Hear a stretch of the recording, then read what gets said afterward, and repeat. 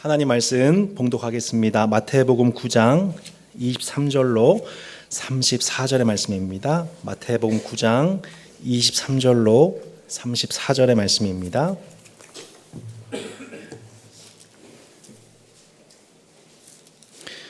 (23절입니다) 지금 띄워져 있는 말씀은 마태복음 9장이 아닌 것 같습니다. 마태복음 8장 죄송합니다. 마태복음 8장입니다. 9장이 아니라 8장입니다. 개인 성경책으로 8장 23절부터 보겠습니다. 8장 23절부터 34절입니다. 배에 오르심에 제자들이 따랐더니 바다에 큰 돌이 일어나 때가 물결에 덮이게 되었을 때 예수께서는 주무시는지라. 그 제자들이 나와 깨우며 이르되 주여 구원하소서 우리가 죽겠나이다. 예수께서 이르시되 어찌하여 무서워하느냐 믿음이 작은 자들아 하시고 곧 일어나사 바람과 바다를 꾸짖으시니 아주 잔잔하게 되거늘 그 사람들이 놀랍게 여겨 이르되 이가 어떤 사람이기에 바람과 바다도 순종하는가 하더라. 또 예수께서 건너편 가다라 지방에 가심에 귀신 들린 자 둘이 무덤 사이에서 나와 예수를 만나니 그들은 몹시 사나워 아무도 그 길로 지나갈 수 없을 지경이더라. 이에 그들이 소리질러 이르되 하나님의 아들이여 우리가 당신과 무슨 상관이 있나이까 때가 이르기 전에 우리를 괴롭게 하려고 여기 오셨나이까 하더니 마침 멀리서 많은 돼지떼가 먹고 있는지라.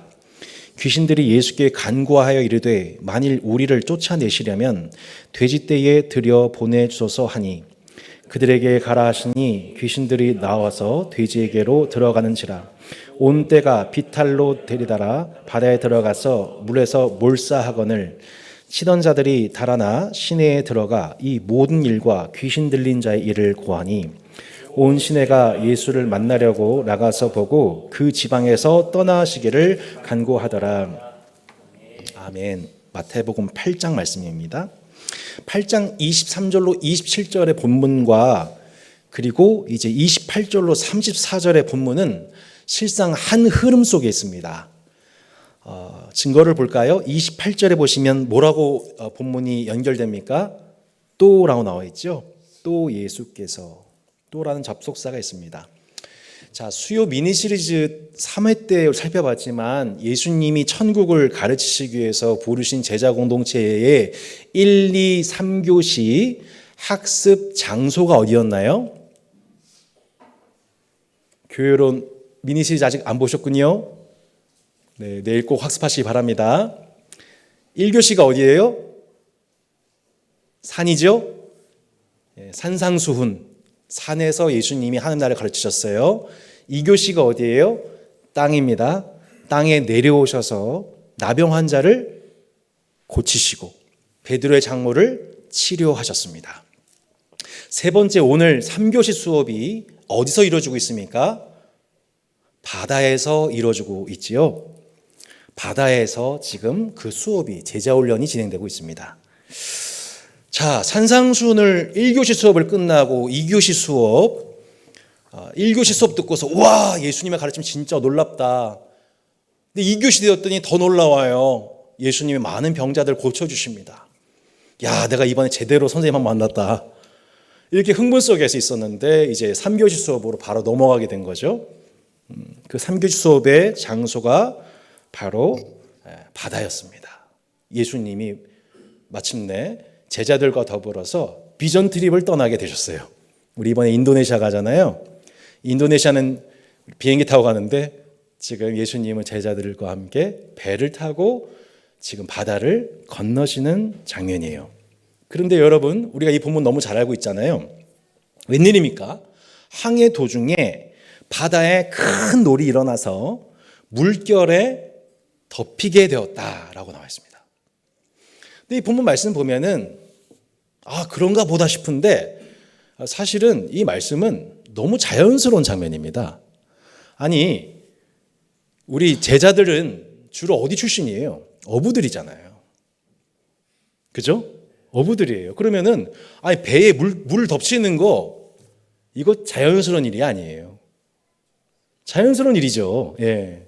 너무 많이 겪어봤던 일이잖아요.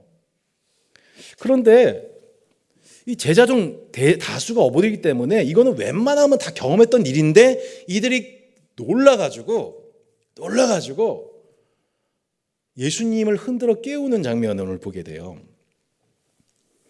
그러니까 오늘 이 말씀을 보면서 우리가 한 가지 좀 연상돼야 되는 그 구약 성경이 있습니다. 그러니까 오늘 본문을 해석하는 데 매우 중요한 구약 성경이 두 권 있는데 첫 번째는 요나서고 두 번째는 출애굽기예요. 어디라고요? 요나서와 출애굽기. 네. 자, 여러분. 자, 모두가 배에서 곤란함을 겪고 있는데 한가롭게 잠이 들었던 선지자 누구예요? 요나. 여러분 지금 예수님이 지금 누구를 지금 코스프레 하고 있냐면 요나 코스프레 하고 있는 장면입니다.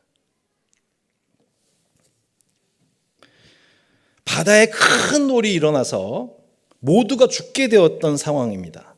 근데 이방인 선원들에게 한 번도 일어나지 않았던 일이 요나서에서 일어나게 되죠. 똑같이 항해 중에 그들이 죽음의 위협을 느끼게 되었는데 자기들이 감당할 수준이 아니었던 거예요. 그 제비를 뽑았더니 누가 뽑혔어요? 배 밑에서 잠자고 있는 요나가 뽑혔단 말이에요. 그리고 마침내 그 요나를 바다에 던졌더니 어떻게 되었습니까? 그 풍랑이 잠잠해졌죠. 여러분 믿어주세요. 그런 얘기가 있어요. 요나서에. 예. 바로 그 요나의 모습이 오늘 예수님에 의해서 재현되고 있는 것입니다. 배에 있던 제자들은 직감적으로 뭘 알게 됐냐면 그들이 한평생 어부로서 바다에서 살았지만 이거는 그들이 경험했던 물결 중에 한 번도 경험해 보지 못한 물결. 그러니까 자연적으로 발생할 수 있는 어느 정도 예측 범위에 있는 수준. 예를 들어서 우리가 태풍이 온다 그러면은 비가 한 몇 미리 내릴 거라고 예상해요. 한 300mm? 500mm? 여러분 설교 듣고 계십니까? 예, 이게 예상 범위란 말이에요. 근데 그 예상 범위를 넘어서 예를 들어서 5m가 내린다고 생각해 보세요. 비가 5,000mm가 내린다고 생각해 보세요. 10,000mm가 내린다고 생각해 보세요. 감당이 되시겠어요? 지금 제자들이 뭘 경험했냐면 내 인생에서 내 인생 바닥에서는 경험할 수 없는 수준의 큰 놀이 지금 덮쳐오게 되니까 이거는 내 인생에서 있을 수 없는 영역의 정도의 수준의 큰 물결이 지금 제자 공동체에 다가오게 되었을 때 제자들은 그 즉시 누구를 흔들어 깨우게 되냐면 이거는 예수님 외에는 없겠다라고 어떤 확실한 믿음에서가 아니라 이 문제는 예수님밖에 없다는 아주 작은 믿음으로 예수님을 깨우게 되는 장면입니다. 그러자 예수님이 말씀하시는 거예요. 뭐라고 말씀하세요? 어찌하여 무서워하느냐? 믿음이 작은 자들아. 이렇게 말씀하세요.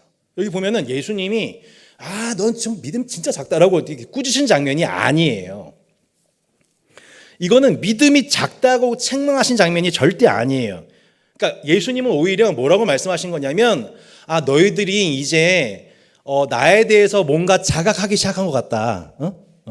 너희들 이제 좀 뭔가 느꼈구나. 지금 이 문제에 대해서 해결할 수 있는 자가 나라는 것과 그리고 이 문제가 발생된 이유가 바로 나 때문이라는 것을 너희들이 뭔가 느끼기 시작했구나. 여러분 이해가 되세요? 요나의 문제, 요나서에서 풍랑의 문제가 누구 때문에 일어났어요? 요나의 불순종 때문에 일어났잖아요. 결론적으로 말씀드릴게요. 답답해 하신 것 같아서. 지금 이 풍랑은 누구 때문에 일어났다는 거예요? 누구 때문에요? 예수님 때문에 일어난 거구나라는 것에 대해서 너희들이 조금 뭔가 지금 감이 잡혔구나. 믿음이 작은 자들아. So little faith. 그러니까 너희가 나에 대해서 뭔가 조금씩 자각을 하기 시작했구나. 그러니까 너희들 삶 속에서 예상치 못한 이런 일들이 일어나는 것이 나하고 관련되는 것을 너희가 느끼기 시작했구나. 이런 말씀이에요. 그러니까 오늘의 풍랑이라는 거는 여태까지 내가 경험했던 수준이 아니라 자연 자체의 힘으로는 일어날 수 없는 어떤 수준의 영적인 무언가였다는 거예요. 이거는 그냥 우리가 예상하는 300mm, 500mm가 아니라 이건 일어날 수 없는 그러니까 대한민국 자연 생태계에서는 그 자체로는 일어날 수 없는 자연의 법칙을 넘어버린 어떤 인간으로서 이해할 수 없는 어떤 영적 권세에 의해서 일어나게 된 어떤 영적인 현상이었다는 거예요. 그러니까 초자연적이고 기존의 생태계 질서를 완전히 어지럽히고 파괴할 정도의 엄청난 초법적인 권세가 동반되는 큰 놀이였다는 거예요. 그리고 그 스스로의 능력을 벗어난 일들을 우리가 경험하게 될 때 이건 내 경험으로는 해결이 안 되는 부분이구나. 이거는 내 인생 경험으로는 해결이 안 되는 영역이네. 그러니까 지금까지 우리가 만약에 인생에 아무리 어려움을 겪었어도 우리 안에 고난에 대해서 체득되어 있는 부분들이 있어요. 학습된 부분도 있어요. 그러면 어떻게 돼요? 이겨내요. 쉽게 이겨내요. 왜냐면 고난에 대해서 내가 체득된 부분이 있으니까 이건 좀 견디면 된다. 근데 그게 아니라 그걸 넘은 거예요. 넘었는데 이 일이 나한테 왜 나한테 이런 일이 일어날 수가 없는데 왜 나한테 이런 일이 일어나는 거는에 대해서는 지금 내가 나하고 연관된 옆에 있는 이 사람 때문에 라고 하는 그 작은 믿음.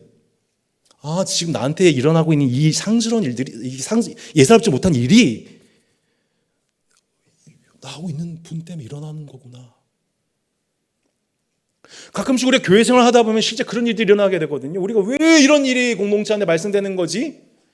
알고 봤더니 그것이 이 지체의 회복을 위해서 하나님이 연출하시는데 내가 옆에 서 있는 경우, 내가 조연으로 있는 경우, 그 요나 한 사람이 회개하기 위해서 많은 사람들이 함께 그 풍랑을 겪어내듯이 그래서 그런 거구나라고 하는 그 작은 믿음, 그 믿음이 우리 안 이 제자 공동체 안에서 조금씩 자라나게 되는 거예요. 할렐루야. 여러분 영적 세계에 대한 눈이 열려지길 바랍니다. 이게 내 인생이 그래서 이런 일이 일어나는 거구나. 지금 뭔가 예수님이란 분에 대해서 내가 인지하기 위해서 그 예수님에 대해서 뭔가 일어나는 일들에 대해서 내가 좀 옆에서 그걸 보기 시작했고 그걸 같이 동참하기 시작해서 그런 거구나라고 하는 그 작은 믿음이 제자 공동체 안에 발생되는 은혜라는 거예요. 그러니까 이 일은 내 힘으로 안 되는 거죠. 내 경험으로 안 되는 거죠. 내 인생 경험으로는 깜냥이 안 되는 거예요. 그러니까 뭐라 그래요? 주여 구원하소서 우리가 죽겠나이다. 갈릴리 어부로서 웬만한 풍랑 겪어도 죽을 일 없었어요. 그죠? 죽을 일 없어요. 그냥 웬만큼 다 견뎌냈거든요. 근데 이건 아니에요. 주님이 구원해 주세요. 우리 죽겠어요. 진짜 죽겠어요. 마태복음에서요. 제자들이 처음 예수님께 부름받은 후에 제자들의 입에서 공식적으로 예수님께 흘러나온 첫 번째 멘트가 이거예요. 주여 구원하소서 우리가 죽겠나이다. 쉽게 해서 주님 저 죽을 것 같아요. 이게 제자들의 첫 번째 고백이었어요. 우리가 예수님께 부름받은 순간 우리가 뭘 경험하게 되냐면 죽을 것 같은 순간을 경험합니다. 정말 그래요.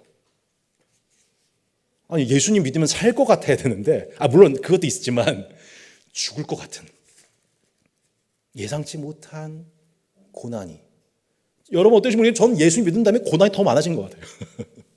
그 고난은 점점 강화되는 것 같아요.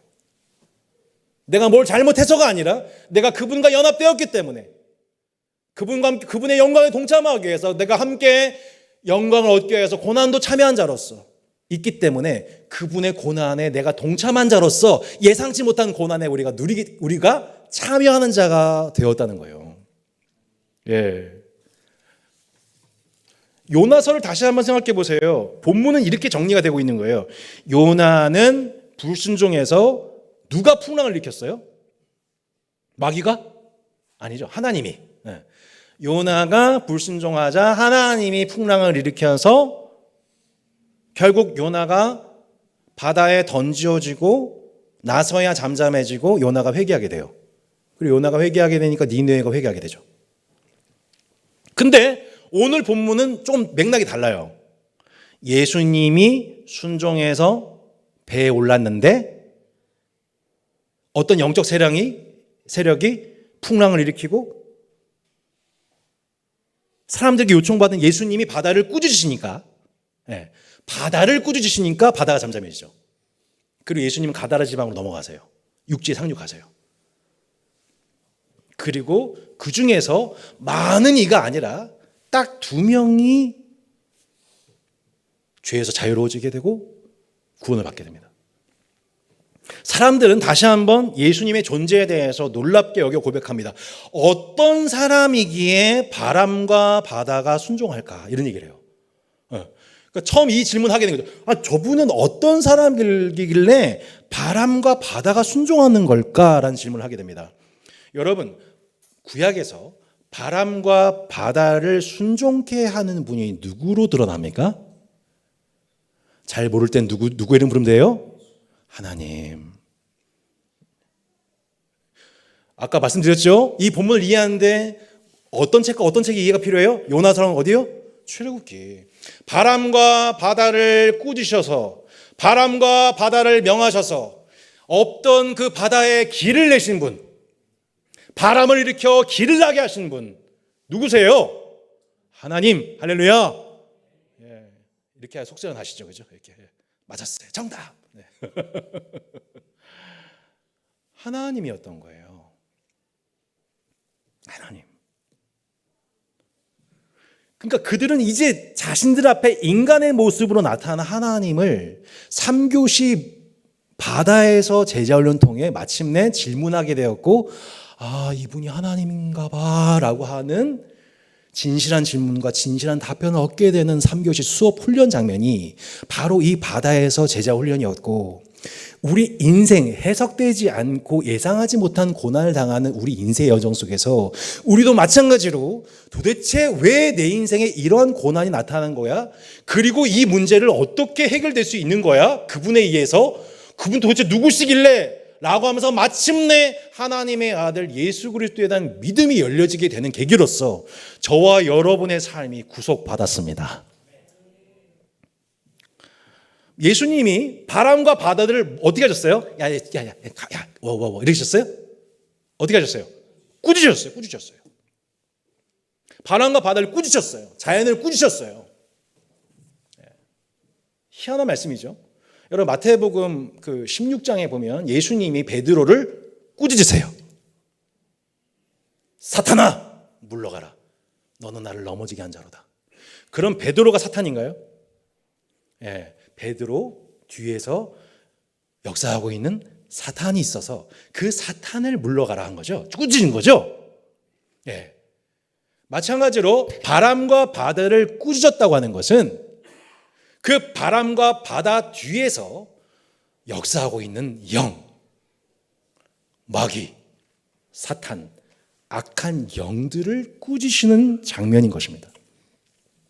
그러니까 한마디로 지금 이 바람과 이 바다의 풍랑은 단순한 자연현상이 아니었고 예수님과 제자 공동체를 덮치려고 죽이려 드는 하늘의 악한 영에 의한 역사였다는 것이 드러나고 있는 본문이며, 예수님은 그것에 대해서 아무렇지도 않게 꾸짖으심을 동시에 그 권세들은 하나님 앞에 잠잠게 되었다는 본문인 겁니다.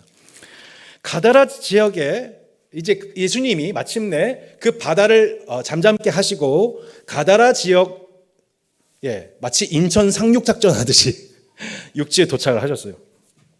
이 가다라 지역에 대한 다양한 해석이 있습니다. 이 정확한 지역이 어딘지에 대한 정확한 해석이 잘 안 돼요. 근데 핵심은 뭐냐면 이곳은 어느 곳이냐면 돼지떼를 사육하는 장소입니다. 그죠?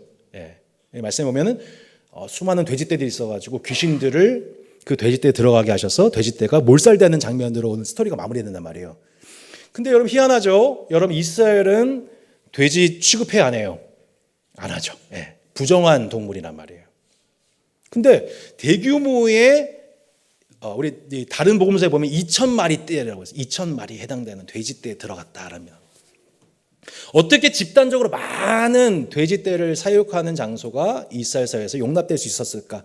맥락은 여러 가지 수도 있지만 첫 번째는 이것을 취급하는 사람이 유대인이 아니라 이방인들이면 가능하죠. 그죠? 예.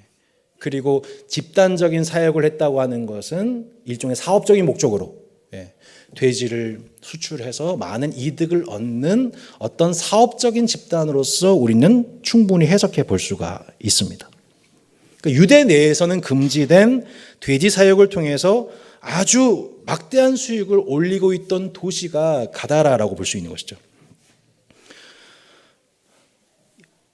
결과적으로 예수님은 귀신 들린 자에게 붙은 모든 귀신들을 이 돼지 떼에게 들어가게 하셨고, 타 복음서를 보면 이 귀신의 정체에 대해서 군대 귀신이라고 합니다. 레기온, 로마 군병 6,000명, 한 군단에 해당되는 엄청난 군대 귀신이 이 영혼에게 붙어 있었고, 예수님은 그 영혼을 자유케 하시기 위해 그 군대 귀신으로 말미암은 영적인 권세, 곧 풍랑과의 싸움 속에서 첫 번째 선전 싸움에서 승리하시고 제압하시고 마침내 본진에 들어가셔서 적군을 완전 소탕하시는 장면이 오늘 본문 말씀인 거예요. 그 결과적으로 그 귀신 들린 영혼이 자유케 되었을 때 이 가다라 지역은 놀랍게도 예수님을 환영하긴커녕 당신의 능력을 찬양합니다. 당신 어떤 분이시길래 이렇게 귀신 들린 자들도 자유케 하십니까? 라고 놀라며 하나님의 아들께 영광 돌린 게 아니라 제발 좀 떠나세요. 이 지역을 좀 떠나세요. 라고 갑질하는 모습을 보게 됩니다. 군대 귀신 들린 자를 자유케 하신 예수님을 놀라하며 그분을 기뻐하거나 나도 그분의 제자가 되고 싶어요 따라하는 사람이 거의 없었습니다. 오히려 예수님을 박해한 거죠. 하나님 앞에 불순종하는 요나를 통해서 니느웨의 대회개가 일어난 것과 달리 불순종하는 선자를 통해서도 하나님이 수많은 사람들을 회개케 하셨는데, 놀랍게 하나님께 순종하는 선자이신 예수님을 통해서는 그 도시의 사람들이 그다지 많이 회개하지 않았습니다. 오직 귀신 들렸다가 자유케 된 영혼들이 그 열매였죠. 여러분, 도대체 이 가다라라고 하는 도시의 정체는 무엇일까요? 30절에 나오는 돼지 떼에 해당되는 이 아켈레라고 하는 단어는 아까 말씀드렸지만 군대의 의미를 갖고 있는 의미입니다. 군대를 연상한 단어입니다. 아까 말씀드렸죠. 로마 군병 6,000명, 레기온. 군대 귀신이 바다에 들어가 수장되는 사건이 일어나는 겁니다. 여러분, 이 본문을 볼 때 우리는 또 한 가지 군대가 한꺼번에 수장된 사건 하면 떠오르는 성경이 있죠. 어디예요? 출애굽기. 할렐루야. 이스라엘 백성들을 출애굽하는 이스라엘 백성들을 뒤에서 쫓아오던 그 애굽 병거들을 하나님께서 한꺼번에 그 물에, 그 바다에 수장시키심을 통하여 하나님께서 이스라엘을 구원하셨습니다. 그 모든 군대의 귀신을 주께서 완벽하게 제압하셨습니다. 한마디로 오늘 본문은 총 요약하자면 예수님이 새로운 이스라엘, 혈통 이스라엘이 아니라 예수님이 새롭게 일으키시는 새 이스라엘을 구원하시는 새 출애굽의 역사를 행하시는 예수님은 새로운 모세이십니다. 예수님은 참 요나이십니다. 라고 지금 마태가 얘기하고 있는 말씀인 거예요. 여기까지 따라오느라 정말 고생하셨습니다. 예수님이 역사하시는 하늘나라 공동체를 향해 풍랑의 도전이 닥쳐오고 예수님께서 군대 귀신을 바다에 수장시키시는 살벌한 영적 전쟁이 출애굽기에도 있었고 마태복음에도 있었고, 여러분 놀랍게도 지금도 있습니다. 지금도 이 영적 전쟁 가운데 우리는 있습니다. 아직 이 전쟁은 끝나지 않았습니다. 자신들의 경제적 이익과 안위를 최우선적으로 생각하는 이 탐욕적인 이익 집단에 의해서 지금도 수많은 의인들은 예상치 못한 공격을 당하고 피해를 입습니다. 초자연적이라 불릴 만한 수준의 풍랑을 일으켜 의인의 생명과 산업을 빼앗는 것이 이 악한 권세의 힘입니다. 여러분 출애굽기 기억하시나요? 계속 출애굽기 얘기죠. 모세가 하나님의 기적을 일으키자 그 하나님의 기적을 흉내내는 자들이 있었습니다. 그게 누구였어요? 마술사들이었죠. 지금 악한 권세가 일으킨 풍랑은 누구의 모조품이었던 겁니까? 하나님을 흉내내는 모조품이었던 겁니다.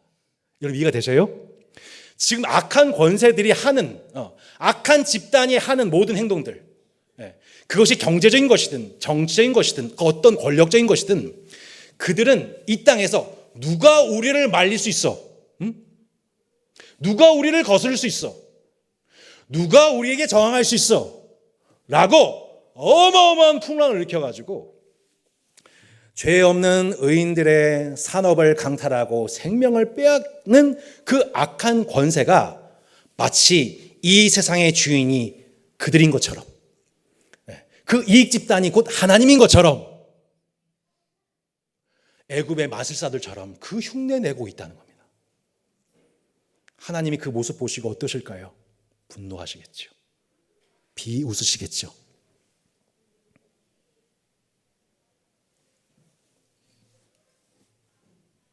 사도 요한은 우리가 살아가고 있는 거듭난 영혼들만 이해할 수 있는 이 살벌한 영적 세계에 대해서 이렇게 말씀했습니다.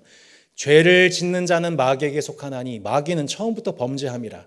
하나님의 아들이 나타나신 것은 뭐래요? 마귀의 일을 멸하려 하심이라. 하나님의 아들이 나타나신 것은 마귀의 일을 멸하기 위해 이 땅에 오셨습니다. 마귀는 처음부터 하나님의 아들의 출현을 앞두고 자신의 일을 멸하기 위해 이 땅에 오신 예수님의 생명을 빼앗기 위해 그의 하수인인 헤롯을 통해 베들레헴에서 갓 태어난 사내 아이들을 모두 죽였습니다. 엄청난 영적 전쟁이 일어났습니다. 예수님께서 본격적으로 공생애를 시작하시지요. 하나님 나라를 전파하시자 그가 광야로 찾아와 40일 동안 굶주린 예수님을 3번에 걸쳐 치명적인 유혹을 했습니다. 이제는 자신들의 주요 거점에 해당되는 가다라 도시에 예수님이 상륙하시지 못하도록 그들의 권세를 활용하여 풍랑을 일으키더니 예수님이 나타나신 그 곳에서 하나님의 아들이여 우리가 당신과 무슨 상관이 나이까? 때가 이르기 전에 우리를 괴롭게 하려고 여기 오셨나이까? 라고 예수님을 적대하며 위협하고 있는 것을 보게 됩니다. 단기 선교를 다녀올 때마다 그 실체가 있다는 것을 매번 경험하게 됩니다.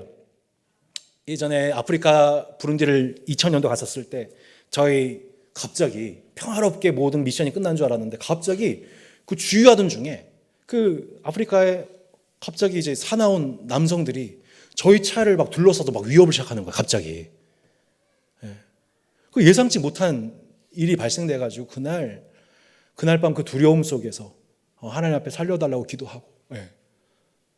근데 그 우리 이 단기 선교팀을 노리고 있는 그 사탄이 있다는 것에 대해서 영적으로 깨닫고 그것을 대적하고 진행했던 그때 그 기억을 그 싫은 기억을 잊을 길이 없습니다. 이상하게도 이 스탄에 해당되는 모 나라 그리고 또 인도 등 이 단기 선교를 갔다 올 때마다 저희 팀이 갔다 오기만 하면 그 나라가 극우화돼서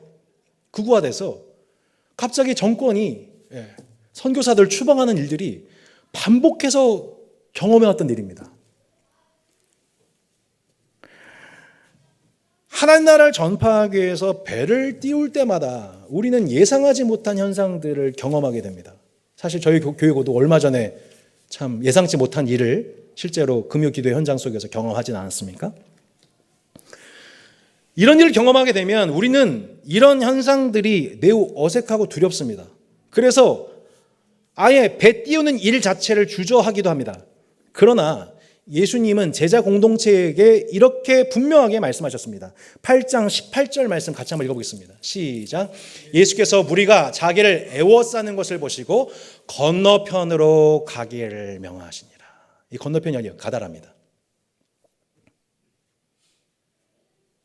오늘 본문의 바로 앞본문에서 예수님은 자신들에게 밀려오는 많은 무리들을 보시고 그들을 물리치시며 건너편으로 건너가자, 가다라 지역으로 가자고, 배 띄우자고 말씀하셨습니다. 그리고 이렇게 말씀하셨습니다. 또 하나의 말씀 읽어보겠습니다. 시작. 예수께서 이르시되 여우도 굴이 있고 공중의 새도 거처가 있으되 인자는 머리 둘 곳이 없다 하시더라. 여기서 여우는 누구냐면 헤롯 왕입니다. 헤롯 왕의 별명이 여우예요. 여우도 굴이 있고 공중의 새, 공중의 새는 마귀를 의미합니다. 공중의 새가 와서 말씀 씨앗을 물어가잖아요. 공중의 새도 거처가 있으되 곧 악한 자들은 이 세상에서 왕노릇하고 자신들의 기득권을 형성하고 그것을 놓치지 않기 위해 자신들의 세력을 과시하고 심지어는 초자연적인 권세를 만들어내서 의인들을 위협하고 또 자신들을 두려워하게 만드는 거죠. 여러분 지금 주식시장에서도 결국에 개미들의 돈을 다 핥아가는 고래들의 활동들, 그 자본의 힘으로 개미들의 자본을 다 핥아가는 자들, 이건 우리의 권세야, 까불지 마, 너희들 그러다 죽는 수가 있어. 예수님 뭐라고 말씀하세요? 여우도 굴이 있고 공중의 새도 거처가 있다. 근데 하나님의 아들인 정작 나는, 인자는 머리 둘 곳이 없다. 이 땅에서 머리 둘 곳이 없다. 변변한 집도 없고 안정적인 직장도 없고 남한테 자랑할 만한, 남이 나를 부러워할 만한 것도 없고 인자는 머리 둘 곳이 없다. 한치 앞을 모르는 인생을 난 살아가고 있다. 여러분, 우리 예수님 이런 분이에요. 여러분 믿는 예수님이 이 땅 사실 때 머리 둘 곳이 없이 사신 분이에요. 결혼 이후에 15년째 전세살이 살아가다가 몇 년 전에 부동산 광풍을 맞았습니다. 일어나고 보니까 1억이 뛰었어요. 그 다음 주가 되었습니다. 또 1억이 뛰었어요. 아니, 어떻게 이럴 수가 있습니까? 살다 보니까 갑자기 이자가 2배, 2.5배, 3배로 뛰었어요. 갑자기 어느 날.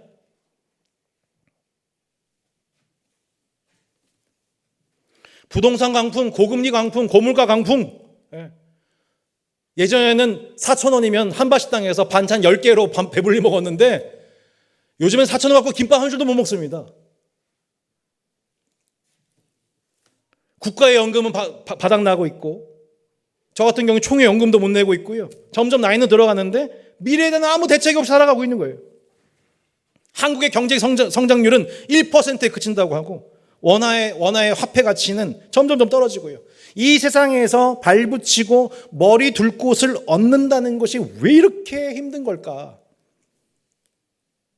자신의 굴과 거처를 마련하고 자신들의 이익 실현과 기득권 수호에 목숨을 걸고 그것을 위해서는 초자연적인 초법적인 권세를 행세하는 세상 속에서 예수님은 그 세상을 하시기 위해서 이 땅에 오셨고 그 마귀의 일을 멸하러 오신 예수님은 정작 머리 둘 곳이 없었다니까요, 여러분. 예수 믿으면 복 받습니까? 예수 믿으면 형통합니까? 예수 믿으면 모든 게 잘 됩니까? 정작 우리가 믿는 예수님이 어떻게 사셨어요? 머리 둘 곳이 없이 한평생 살다가 처참하게 머리 둘 곳이 없어 십자가에 매달려 죽지 않으셨습니까? 그런데 예수님은 제자들에게 말씀하셨습니다. 너는 나를 따르라. 너는 나를 따르라. 건너편으로 가자. 수많은 무리들이 자신에게 밀려오는 이 종교적인 부흥 현상을 경계하시고 자신이 이 땅에 오신 목적, 곧 마귀의 일을 멸하시기 위하여,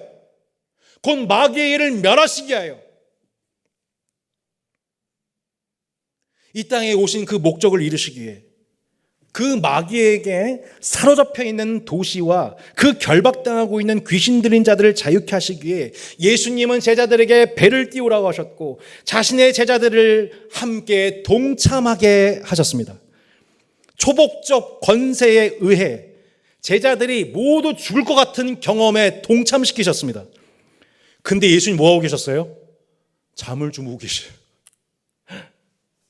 제자들은 지금 예수님 때문에 초법적 권세에 휘둘려가지고 죽을 것 같다고, 인생 사는 거 정말 죽을 것 같다고 하는데 예수님 뭐하고 계세요? 잠들어 계세요. 여러분, 예수님의 그 잠은 요나와 같은 게으르고 불순종하는 자의 영적인 잠이 아니었습니다. 이는 천지를 창조하신 하나님을 흉내내요 모조품 하나님으로서 초자연적 기적을 흉내내고 있는 거짓 권세들을 향하여 뭐하고 계신 거예요? 비웃고 계신 장면입니다. 너희들 나한테 아무것도 아니야. 난 잠 잘 거야. 이런 거죠. 그래, 한번 해봐. 예수님의 잠은 게으름의 잠이 아니라, 불순종의 잠이 아니라 원수들에 대한 조롱이었던 겁니다. 마치 TV 방영이 끝나고 시끄럽게 울리고 있는 TV 채널 소리 기억나시나요? 리모컨 한번 딱 버튼 누르면 어떻게 돼요? 잠잠해지죠? 그런 것처럼 예수님이 리모컨 버튼 한번 딱 누른 거예요. 잠자다가 잠잠해지죠. 가다라 지역에 들어가셔서 예수님은 딱 한마디 하셨습니다. 뭐라고 딱 한마디 하셨어요, 여러분? 아까 본문이 부르셨죠? 가라. 돼지떼기 들어가라. 가라. 딱 한마디 하셨어요. 여러분, 예수님이 진짜 천지를 창조하신 하나님이십니다. 여러분 믿으세요? 우리 믿는 예수님이 천지를 창조하신 분이세요. 이스라엘을 애굽으로부터 바람과 바다를 활용하여 이스라엘을 구원하시고 애굽 병거를 수장시키신 능력의 하나님이세요. 군대 귀신들을 일순간에 무력 해제시키시는 분, 그들의 폭력을, 그들의 초법적 권한을 일순간에 무장 해제하신 분이 예수 그리스도이십니다. 자신들의 이익과 기득권에 눈먼 그 세상을 향하여 그 권세를, 그 짝퉁 하나님 권세 외치고 있는, 짝퉁 하나님 모조품 흉내내고 있는 그들의 실체를 드러내시고 내가 진짜 하나님이라는 것을 온 세상 가운데 드러내신 분이 우리가 믿는 예수 그리스도이십니다. 예수님은 오늘도 우리에게 명령하세요. 너의 삶의 모든 우선순위 다 중요하지. 하지만 그거 내려놓고 건너편으로 가자. 따스한 교회 수많은 사람들이 오는 거 좋냐? 이렇게 말씀하시지 않겠지만 좋냐? 가자. 지금 군대 귀신 들린 영혼이 우리를 기다리고 있어. 할렐루야.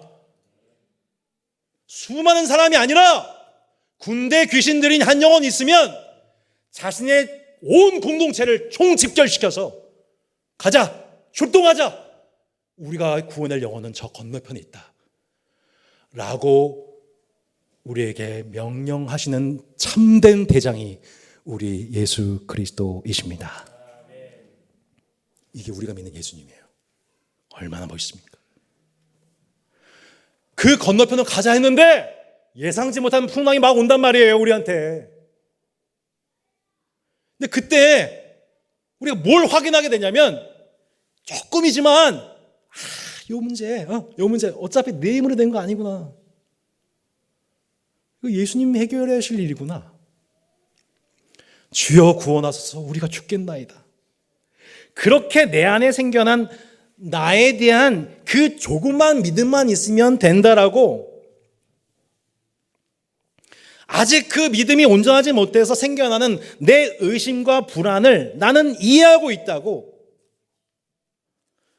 내가 너한테 제공하고자 하는 그 산과 땅과 바다에서의 훈련 과정은 마침내 너의 작은 믿음을 크게 할 것이고, 그 결과 너 안에 있는 뿌리 깊은 의심과 불안이 그 믿음의 커짐으로 말미암아 그 불안과 두려움이 점점 작아지는 은혜를 누리게 될 거라고.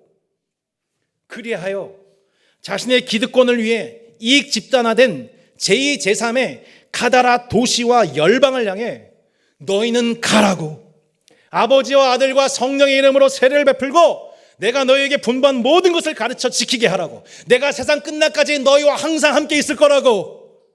할렐루야. 주님은 주무시지 않고 곧 일어나 바다와 풍랑을 꾸짖으실 것입니다. 머리 대신 예수님은 그렇게 자신의 몸된 교회와 영원히 함께 하십니다. 자녀들은, 마지막 이 말씀 읽겠습니다. 자녀들은 혈과 육에 속하였음에 그도 또한 같은 모양으로 혈과 육을 함께 지니심은 죽음을 통하여 죽음의 세력을 잡은 자 곧 마귀를 멸하시며 또 죽기를 무서함으로 한평생 매여 종로로 타는 모든 자들을 놓아주려 하심이니. 우리가 겪는 어려움 중에 예수님이 체휼하지 못하는 어려움은 없습니다. 우리가 겪는 곤란 중에 예수님이 우리를 떠나시는 법은 없습니다. 주무시는 것 같으나 모든 상황을 보고 계십니다. 두려울 때마다, 의심날 때마다 여러분 제자들처럼 기도하십시오. 주여 구원하소서, 주여 구원하소서, 우리가 죽겠나이다. 이번 주도 우리는 죽을 것 같은 시간을 보내고 있습니다. 주여 구원하여 주시옵소서. 내가 시작한 인생의 항해도 아니고, 우리 민족이 시작했던 이 항해도 우리 힘으로 시작되었던 1950년도에 애초에 대한민국의 문명이 시작된 것도 우리 힘으로 된 게 아니었습니다. 우리가 사느나 사나 죽으나 우리는 주님의 것입니다. 이 나라는 주님의 것입니다. 이익 집단의 탐욕 속에 군대의 귀신들인 한 영혼의 생명과 자유를 얻기 위해 삶의 우선순위를 제대로 정리하고 지금 건너편으로 가자, 따스한 교회야 세월 좀 아끼자 말씀하실 때, 바로 그때 주님을 따르는 순종의 용기를 발휘하는 교회가 되기를 소망합니다. 무덤에 갇힌 자 되었던 귀신 들린 자를 위해서조차 그들을 자유케 하시기 위해서 십자가에서 죽으시고 그 무덤에 갇히셨으나 사흘 만에 부활하신 주 예수 그리스도의 복음을 선포하는 교회가 되기를 소망합니다. 다수가 아니라 2명의 소수일지라도, 대다수가 그 복음을 거부하는 효율적이지 못한 선교 방식일지라도 주님이 가자라고 하신 그 영혼을 향하여 우리가 기쁨으로 건너편으로 함께 배띄어 믿음의 비전 트립을 떠날 수 있는 따스한 교회 모든 성도들 되시기를 예수 이름으로 축원합니다. 우리 함께 찬양하고 기도하겠습니다.